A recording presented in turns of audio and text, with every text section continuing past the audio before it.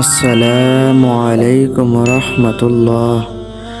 আমরা সবাই দোয়া করি, কিন্তু অনেক সময় মনে হয় দোয়া কবুল হচ্ছে না। কেন এমন হয়?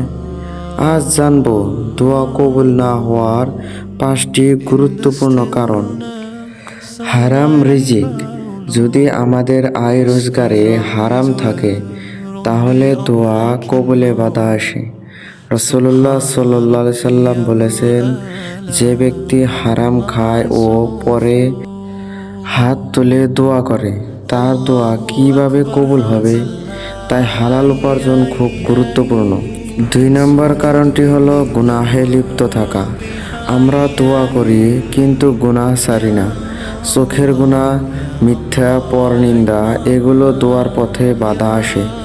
আল্লাহ পবিত্র, তিনি পবিত্র জিনিসই গ্রহণ করেন, তাই তওবা খুব জরুরি। 3 নম্বর কারণটি হলো তাড়াহুড়া করা।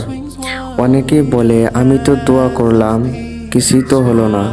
হাদিসে আছে, যতক্ষণ না কেউ বলে আমার দোয়া কবুল হচ্ছে না, ততক্ষণ তার দোয়া কবুল হতে থাকে, অর্থাৎ ধৈর্য রাখতে হবে। 4 নম্বর কারণটি হলো মনোযোগ ছাড়া দোয়া। শুধু মুখে দোয়া করলাম, কিন্তু মন অন্য জায়গায়। এভাবে দোয়া করলে কবুল হওয়ার সম্ভাবনা কমে যায়। দোয়া করতে হবে মন থেকে, বিশ্বাস নিয়ে। 5 নম্বর কারণটি হলো ফরজ ইবাদতে অবহেলা করা। নামাজ পড়ি না, কিন্তু বড় বড় চাওয়া করি। ফরজ ইবাদত ঠিক না হলে দোয়া দুর্বল হয়ে যায়। প্রথমে নামাজ ঠিক করতে হবে। প্রিয় ভাই ও বোনেরা, দোয়া কখনোই নষ্ট হয় না। আল্লাহ 3 ভাবে দোয়ার জবাব দেন।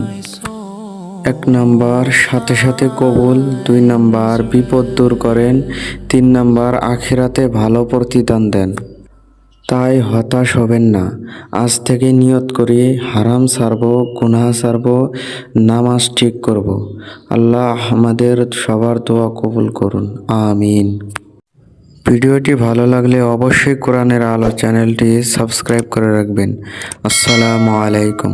ভালো থাকবেন, সুস্থ থাকবেন।